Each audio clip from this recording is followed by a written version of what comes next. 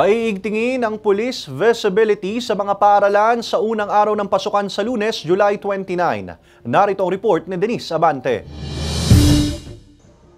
Ilang araw bago ang back to school ng mga estudyante at mag-aaral sa paaralan, kabi-kabila ang paghahanda ang ginagawa ng mga magulang at guro. Bukod sa kalinisan sa paaralan, tinitiyak din ng ilang guro ang kaligtasan ng mga mag-aaral, katuwang ang ilang miyembro ng kapulisan. Ayon sa Batangas Component City Police Station, asahan daw ang mas pinaigting na police visibility sa ilang paaralan sa lungsod ngayong balik eskwela para bantayan ang mga outsider na posible umanong pumasok sa loob ng eskwelahan. Supposed to be, dapat po walang mga outsider sa eskwelahan. Kasi doon po nag-uumpisa yung pagkakaroon po ng mga untoward incident na minsan na impluwensyahan din yung mga bata.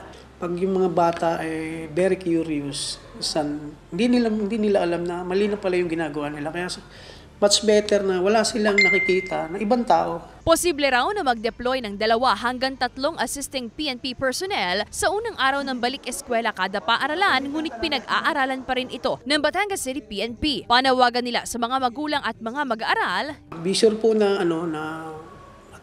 nakikita natin o nasusubaybayan natin ang pagpasok ng mga bata. Hindi lang po pagka punta ng eskwelahan o naihatid na natin. Check din po natin sa mga teacher kung anong attitude o anong karakter ng mga bata sa loob ng eskwelahan. Kasama si J.R. Manjares, Denise Abante, Balitang Southern Tagalog.